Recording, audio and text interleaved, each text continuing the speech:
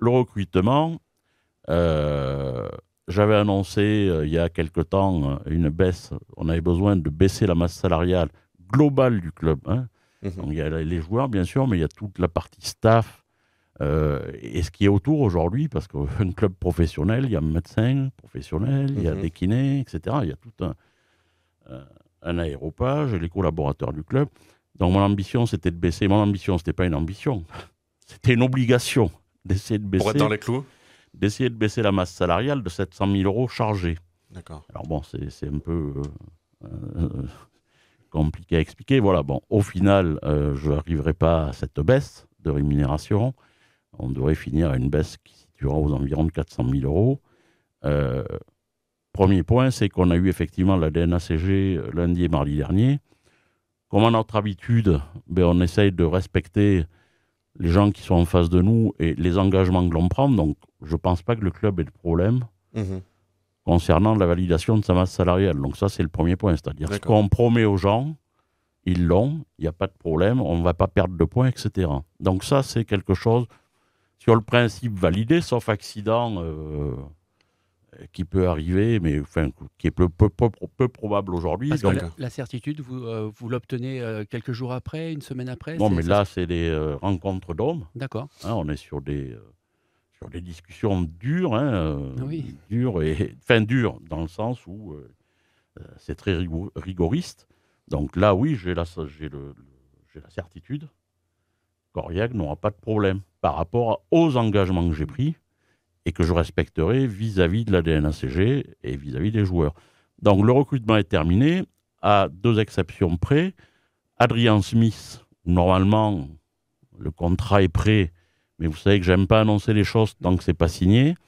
Mais normalement, ça va se faire dans la journée ou demain. Donc, Adrian, on a trouvé... Donc ça, c'est une très bonne nouvelle pour le club. On a pour trouvé le un point d'accord, mais bon, c'est pas une recrue. Ça faisait partie des choix difficiles qu'on a pris à un moment donné, puisque Sagoté doit être malheureux, et moi, je suis malheureux aussi de voir partir des joueurs comme ça. Mais quand je peux pas, je peux pas. On peut pas. Ça coincé financièrement pour Rima Sagoté? Oui, je pouvais pas faire les deux. D'accord. Voilà, donc c'est aussi simple que ça. Hein. D'accord.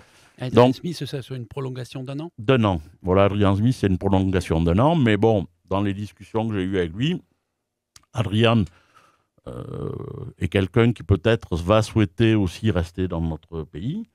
Donc, pourquoi pas envisager demain aussi une reconversion. Ça sera à lui de commencer à travailler avec Walter s'il veut se former sur l'entraînement, etc. Voilà, donc c'est peut-être des garçons qui resteront dans l'environnement du club. Dans tous les cas, si je peux le faire financièrement, c'est ce qu'on cherchera à faire. Voilà, donc il y a cet aspect-là. Et il n'est pas impossible, dans les jours aussi à venir, j'annonce, mais bon, ça c'est encore un peu prématuré, une prolongation de contrat avec Marc Palmier. Voilà. Vous avez envie de verrouiller un petit peu Marc Palmier à Aurillac, non, du coup? C'est pas des histoires de verrouiller. Moi, je suis pas là pour verrouiller des gens. Je vous explique, ma stratégie, elle est claire. C'est de faire que nos jeunes qui sont reformés à Aurillac ou qui sont issus d'Aurillac, ou d'ailleurs, c'est à un moment donné de les faire monter au firmament le plus haut possible dans le club. Et puis après, s'ils franchissent le cap, tant mieux. Et tant mieux pour eux, on sera fiers pour eux et fiers pour nous. Et après, bien sûr, effectivement, on est dans un monde professionnel. Il s'agit d'essayer de faire que l'ensemble des parties s'y retrouvent. Mais l'année prochaine, Marc Palmier a aussi bien conscience qu'il va avoir affaire à un sacré client avec le petit Ocagne. Voilà, donc derrière, le club a de quoi moudre. Donc c'est aussi pour répondre ça à nos supporters. C'est-à-dire qu'il ne faut pas avoir peur quand on voit ce qu'est capable de faire Ocagne hier. Et blessé en plus, à moitié blessé. À moitié blessé, bon, quelque part, oui, un petit peu en phase de doute, parce qu'on a un genou un petit peu dans la boîte, c'est pas facile. Donc voilà, je pense qu'on a aujourd'hui différents postes comme ça. Hein, on a Beka Svangiradze. C'est très très bon. Dont on dit beaucoup de bien. On l'appelle, et nous, on pense aussi à beaucoup de bien, mais il y en a plein comme ça. Ouais. D'ailleurs, toute la troisième ligne, la deuxième ligne, il y a des joueurs intéressants, à droite, au talonnage, etc. Bon. Après, là, dans les départs, parce que quand je lis de temps en temps il y a peu de départs, c'est-à-dire les gens qui vont partir des espoirs, ce sont des gens qui sont en fin de cursus, c'est-à-dire ils ne peuvent pas jouer si on les garde, et ils n'ont pas ils nous ont pas convaincus qu'ils étaient prêts à pouvoir, eux, rentrer dans le groupe premier. Certains, cette année, c'est ce qu'on va essayer de faire. On est en train de développer ça. On va mettre des joueurs en prêt dans d'autres clubs, de fédéral, etc. D'accord. Pour éventuellement, après, peut-être pouvoir les reprendre. Mais qui prennent de l'expérience. Et qui vont prendre de l'expérience, parce que de toute façon, chez nous, ils n'auraient pas pu jouer. Parce qu'ils restent, ils ne vont pas pouvoir jouer. Parce que la règle, tous ceux qui sortent du cadre, ils ne peuvent en jouer que 4. Donc là, quand il va y avoir les Ocagnes, les troisième lignes, etc., les autres, ils ne peuvent pas jouer. Donc, ils joueraient nulle part. D'accord. Donc, il n'y a pas intérêt à les garder. J'ai une déception et je vais essayer d'avoir son père, un joueur un jeune que je voulais absolument garder, c'est le petit Magne, qui nous quitterait pour aller à Pau, ce qui est pour moi d'une incohérence totale. Donc, je vais essayer de revoir ses parents. Et bien sûr, c'est contre notre avis, parce que moi, je pense que lui, c'était aussi un garçon d'avenir pour le club, pour lui aussi. Et mon objectif, c'était pareil. C'était d'en faire une petite perle et que demain, il puisse, d'abord, qu'il montre au Stade Aurillacois. Pour s'aguerrir.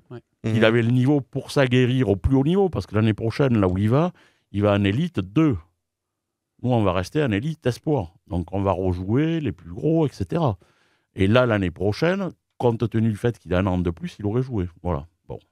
C'est comme ça fait partie des choses délicates. Tant que j'y suis aussi, juste parce que j'y pense, j'ai une pensée pour le président de l'AFC. Hervé Blanc, parce que j'ai vu que le foot, malheureusement, quittait, après 43 ans d'histoire, le niveau national. Donc, je sais la difficulté que de gérer un club. Et gérer des descentes, c'est jamais facile, même si je leur souhaite de tout cœur de rebondir le plus vite possible. Et d'autant plus que Aurillac, le Cantal, a besoin aussi d'un beau club de foot, ce qu'est l'AFC. Donc je leur souhaite de tout cœur et j'ai une pensée à ce moment précis pour le président Blanc. Au niveau du staff, c'est vrai que David Banquet, lui, a choisi de partir. Est-ce qu'il sera remplacé avec quelqu'un d'autre en charge de la mêlée cette saison ou pas ? Pour le moment, je suis dans une phase de réduction de masse. Remplacé. Bon, déjà, ce que j'explique à mes entraîneurs, c'est que là, depuis quelque temps, on a élargi les groupes, ce qui est une excellente chose quand on le peut. De temps en temps, on est sur des périodes de rétraction. Comme je vous l'ai dit tout à l'heure, il nous reste toujours Alain Belguiral dans le club, mais il faut que je le rencontre pour définir, voir ce qu'il souhaite faire, comment il peut plus s'intégrer ou pas, je ne sais pas. Donc, il y a plein de choses à voir. J'ai le problème avec Jean-Marc Goudal aussi, qui est pour moi quelqu'un d'exceptionnel dans la conduite des hommes. J'aimerais qu'il puisse prendre plus d'ampleur au niveau du Stade Aurillacois, mais après, lui, il a sa vision personnelle où il a peut-être envie de s'investir plus dans son avenir professionnel ailleurs. Donc, c'est toujours des choses très compliquées. Mais dans tous les cas, on va tout faire déjà pour que ceux qui entraînent le groupe deviennent de plus en plus pertinents sur tous les secteurs. Ma vision à moi, et je la tiens toujours, comme ça fait 30 ans que je suis aux affaires, j'ai vu passer pas mal de monde, je la tiens toujours de Michel Peuch-Lestrade, qui lui était un ailier et entraînait très bien les gens en mêlée. Après, c'est juste de vouloir s'y pencher, de vouloir devenir des spécialistes. Mais ce qui m'expliquait surtout, l'essentiel, c'est qu'il valait mieux avoir un pilier d'exception qu'un entraîneur d'exception. Parce que c'est jamais l'entraîneur qui pousse en mêlée, c'est toujours le pilier.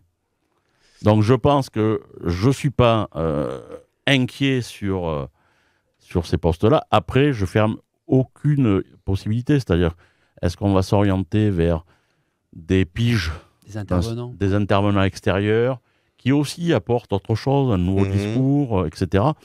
Donc on ira sûrement vers un mélange de tout ça. Quand chaque année, on voit le Stade Aurillacois se faire enlever quasiment, pas tous ses meilleurs joueurs, parce qu'il en reste quand même quelques-uns, mais quand on vient chercher ses premières lignes, le pack de devant qui chaque année concasse à peu près tout le monde, et que chaque année le Stade Aurillacois arrive à se renouveler, est-ce qu'il y a une part de regret en vous disant, si tous ces mecs qui sont partis, on avait pu les garder, on serait peut-être pas à ce niveau-là à l'heure actuelle? Ou il n'y a pas de regret par rapport à ça? Non, il ne peut pas y avoir de regret, parce qu'aujourd'hui, je pense que quand j'en discute avec des potentielles personnes qui pourraient demain venir après moi, je pense qu'il faut rester réaliste par rapport à l'enveloppe économique que le Stade Aurillacois peut avoir. Voilà.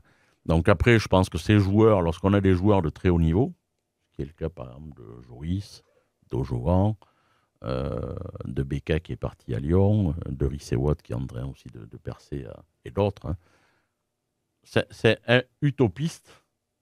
Même si j'étais en top 14, on n'aurait pas les moyens. Même si demain le club avait un budget de 10 millions, c'est-à-dire le double de celui qu'on a aujourd'hui, on n'aurait pas les moyens de les garder. C'est des joueurs qui aspirent à mieux. Ils aspirent au plus haut niveau. Joris Second a été pris avec l'équipe de France, bon, même s'il n'a pas joué, etc. Mais dans tous les cas, on ne peut pas empêcher ces joueurs. On a le même problème. On va avoir des Brives. Brive a le même problème que nous. Brive, mais d'autres clubs, Agen, etc. C'est-à-dire, dès que vous avez des pépites, à la limite, il vaut mieux avoir des joueurs, des bons joueurs moyens que des pépites. Alors, c'est pas ce que je souhaite. Mais les pépites, obligatoirement, elles veulent aller au firmament. Donc, le firmament, le Stade Aurillacois, ça c'est clair, je vous rassure. Je ne vois pas le Stade Aurillacois avoir 30 millions pour le moment de budget.